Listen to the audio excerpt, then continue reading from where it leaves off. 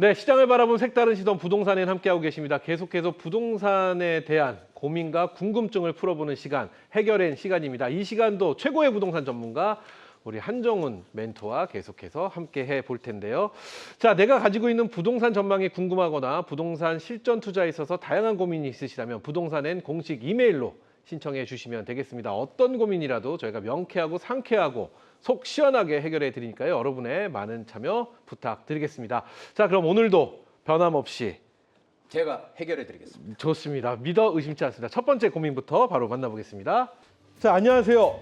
50대 주부입니다. 최근 여유 자금이 생겨서 이 재개발 지역에 투자를 생각하고 있는데 대지 지분이 큰 단독주택을 사용하는 게 좋을지 아니면 대지 지분이 작은 이 빌라를 사용하는 게 좋을지 궁금합니다. 이렇게 해주셨습니다. 결국은 단독주택이냐 빌라냐 싸움입니다. 50대 주부시고 여유자금이다. 궁금하네요. 여유자금이 있으면 진짜 뭐가 날까요? 단독주택 마당이 있는 것도 꿈이긴 하지만 또 빌라가 재개발 시장 얘기하는 거잖아요. 그렇죠. 재개발이 있네요. 또 보니까. 네. 재개발 지역에서 항상 많은 분들이 그런 얘기 예전에 많이 물어봤어요. 네.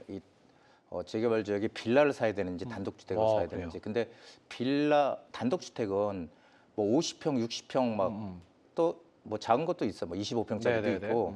하지만 대지 지분이 크잖아요. 그러니까 돈이 많이 들어가겠죠.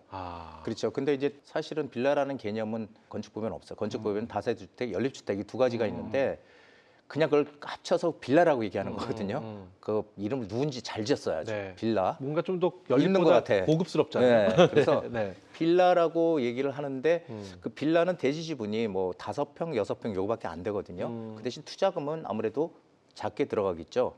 그래서 어떤 거를 사느냐 이렇게 물어보는 분들이 많은데 저는 이렇게 얘기를 합니다. 일단 나중에 재개발이 어느 정도 진행이 돼서 이제 감정평가라는 걸 해서 나중에 추가 부담이 얼마 나올지 이런 걸 판단을 할 때 네. 권리가액이라는 걸 이제 산정을 하는데 거기에서 이 빌라가 단독주택보다 권리가액이 높게 나와요.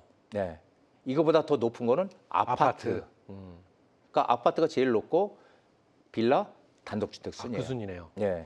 그래서 사실 재테크를 한다면 내가 돈이 많고 적고를 떠나서 돈이 아무리 많더라도 재테크라는 거는 가장 목적은 내가 최소한의 돈을 투자해서 최대 이익을 내는 거거든요. 그렇죠. 그렇다면은 굳이 단독주택 평수도 넓고 투자금도 많이 들어간 단독주택 살 필요는 없는 거죠. 왜냐하면 재개발에서 사실은 내가 2평을 가지고 있든 1평을 가지고 있든 똑같은 조합원이기 때문에 아파트를 받을 수 있는 자격이 기본적으로 되는 거예요. 그래서 사실은 큰 평형대를 가질 필요가 없다. 그리고 감정평가를 할 때 그 토지의 효율성으로 평가를 해요. 그게 무슨 얘기냐면은 이건 잘 들으셔야 돼요. 네. 토지의 효율성은 뭐냐면은 100평짜리 땅에 네. 거기에 아파트가 들어와 있어요. 그러면은 거기에 사람들이 최소한 7층 이상 아파트들을 그렇죠. 되니까 많이 살겠죠. 많이 살죠. 그럼 토지 효율성이 극대화가 되는 거죠. 네. 그럼 만약에 빌라라고 하면은 뭐 5층짜리다 그러면은 뭐 2층에 2세대 해서 그래도 5층이면 한 8세대 정도 살잖아요. 8세대. 그렇게 되니까 8세대 정도 사니까 아파트보다는 못해도 토지 효율성이 더 살아있는 건데 단독주택이면은 주인이 한 명이 살잖아요. 같은 평수에 살 수 있는 그러니까 사람이, 토지 효율성이 전혀 없는 거예요. 그렇게 판단하시면 됩니다. 그래서 빌라의 그 감정평가가 훨씬 많이 나오고요. 그래서 빌라를 구입하는 게 맞다. 빌라가 맞다. 속 시원하네요. 깔끔합니다. 자, 그래서 첫 번째 저희가 고민 해결해 드렸고요. 다음 또 사연 만나보도록 하겠습니다. 안녕하세요. 40대 여자분들께서 주부님들께서 많이 관심을 또 보여주시네요. 아니 근데 남자분들은 네. 원래 투자를 잘 못하셔요. 그래요? 여자분들이 투자는 잘 하시더라고요. 제가 여태까지 쭉 보면은 그래서 저희가 힘든가? 남자분들은 주식은 잘 하시죠. 주식 투자는 많이 하세요. 그래요. 또 우리 주부님이 보내주셨습니다. 안녕하세요. 40대 주부입니다. 얼마 전 왕십리역 앞에 있는 서울숲 3부 아파트 임장을 다녀왔습니다. 오래된 아파트인데 위치도 좋고 또 컨디션도 꽤 좋더라고요. 그래서 이 투자 목적으로 매수를 하고 싶은데 여기 괜찮은가요? 대표님 이렇게 보내주셨습니다. 저는 뭐 여기는 너무도 유명한 곳이에요. 그래요? 일단 왕십역은 굉장히 뭐라고 할까요? 많은 지하철들이 무지하게 많이 다니죠. 뭐 2호선, 5호선, 경의중앙선, 그렇죠. 수인분당선, 그다음에 이제 동북선 들어올 거고요. 네. 거기 GTX 또 C 노선까지 이제 거의 예정돼 최고지요. 있어요. 그러니까 이제 총 6개 노선이 지금 지금 4개 노선이 다니고 있고 6개 노선이 들어올 예정이거든요. 그렇기 때문에 이건 뭐 여기 바로 이 왕십리역에서 바로 붙어 있다고 해야 될까요? 그래요? 한 1분 거리에 있는 아파트예요. 어. 상당히 그 삼부 아파트로 유명한 아파트입니다. 그래요? 예. 그런데 되게 오래됐죠. 이게 98년도인가 입주했거든요. 네. 98년도에 입주해서 이게 한 500세대가 조금 안 돼요. 음. 500세대가 안 되는데 20평대부터 이제 40평대로 구성이 돼 있고 그러니까 네. 입지의 끝판왕이다. 저는 그렇게 얘기를 하죠. 상당히 평수는 좋은 곳이에요. 안 올려주셨는데 어쨌든 예. 최고의 20평대에서 40평대로 구성이 돼 있어요. 제가 예전에 이 아파트를 왜 잘 알았냐면은 네. 예전에 왕십리 쪽에 이렇게 좀 찾아보면서 어디 투자할 만한 데가 없을까 고민을 좀 했죠. 그러다가 보니까 바로 역 앞에 아파트가 딱 붙어 있는 거예요. 그 보니까 근데 재건축 사업성은 별로 안 좋아.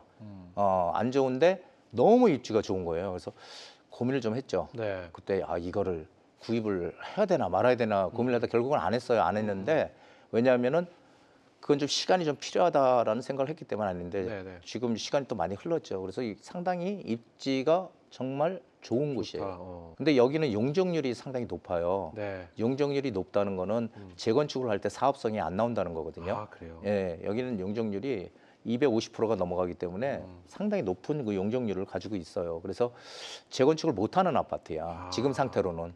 그런데 제가 이제 판단하는 거는 그런 거죠. 만약에 네. 재건축을 과거에 같으면 못하지만 지금 현 정부에서는 역세권에 있는 그 단지들을 용적률을 상향시켜서 네. 뭐 상업지역으로 변경을 시켜준다든지 이렇게 해서 고층으로 짓게끔 하는 그런 것들을 만들어놨거든요. 네. 그렇게 되면은 여기 용도를 변경해서 주상복합으로도 질 수 있는 가능성이 지금 상당히 문이 열려 있는 거예요. 그래서 시간은 좀 필요하지만 만약에 여기가 재건축이 결국은 주변 지역들이 지금 성동구니까 네. 주변 지역들이 하나하나 다 개발이 되고 있거든요. 지금 재개발들이 되고 있고 여기 오래됐잖아요. 그래서 여기도 분명히 어떤 방식으로 개발은 할 거예요. 시간은 필요하지만 만약 개발이 된다면 여기는 진짜 왕십리에 아주 랜드마크 대장주가 되지 않을까. 저는 조금 여유가 되신다면 뭐 괜찮다 이렇게 좀 말씀드리고 일단 싶습니다. 40대 주부님이시고 투자 목적으로 그러면 굿이다. 네, 이렇게 보신다는 거죠. 그렇죠. 오. 시간을 조금 두고 가신다면. 시간을 두고. 그래서 제가 40대라는 말씀 드렸는데 40대면 충분히 네, 시간을 그렇죠. 두고 보실 수도 있을 것 같다. 그 여유가 뭐 되면은 여력이 되면은 좋죠. 네, 좋습니다. 부럽네요. 저도 부럽습니다. 네. 자, 이렇게 해서 일단 저희가 또 해결해 드릴 거예요. 다음 또 사연 만나보도록 하겠습니다. 자, 30대 중반의 직장인입니다. 광진구 군자역 인근에 있는 20평대 아파트를 일단 전세 끼고 사뒀다가 나중에 결혼을 하게 되면 실거주하려고 하는데요. 이 세대수가 50세대도 안 되는 작은 아파트인데 매수를 해두면 나중에 가치가 좀 올라갈까요? 이렇게 해주셨습니다. 일단 미혼이시네요. 30대 직장인이신데 전세 끼고 군자역 인근에 있는 20평대 아파트를 이렇게 사두셨다가 결혼하면 이제 내가 직접 실거주를 하시겠다라는 의견이신 것 같아요. 어떻게 보세요? 이게 참 직장인들이 상당히 고민이죠. 이게 집을 네네. 어떻게 해야 되나, 살아야 되나, 말아야 되나, 네네. 참 고민들 많으실 거예요. 근데 저는 이게 이제 어떤 투자 가치 면에서 물론 이제 거주도 지금 하시려고 생각하고 앞으로 결혼해서 나중이지만 하시려고 하지만 이게 지금 문제는 뭐냐면은 상당히 그 부동산에 관심을 갖고 있고 한번 그래서 상당히 저는 긍정적인 분이다 이렇게 생각을 해요. 지금 어떻게든지 집을 구입을 하려고 하니까. 근데 네. 이제 저는 하지 말라고. 하지 말라고요? 왜요? 왜 그러냐면 제가 아까도 말씀드렸지만은 이 집이라는 거는 사용 가치와 자산 가치를 가지고 있거든요. 그래서 사용 가치는 내가 거주하면서 네, 생활하고 네, 네. 자산 가치는 이게 시간이 지나면 올라줘야 돼. 네네. 그렇죠. 그 두 가지를 같이 가지고 있기 때문에 우리나라 사람들이 부동산 소유를 그렇게 많이 하고 있는데 그런데 이게 지금 세대수가 작잖아요. 그렇죠. 50세대. 나홀로 아파트죠. 예, 그러면 나홀로 아파트잖아요.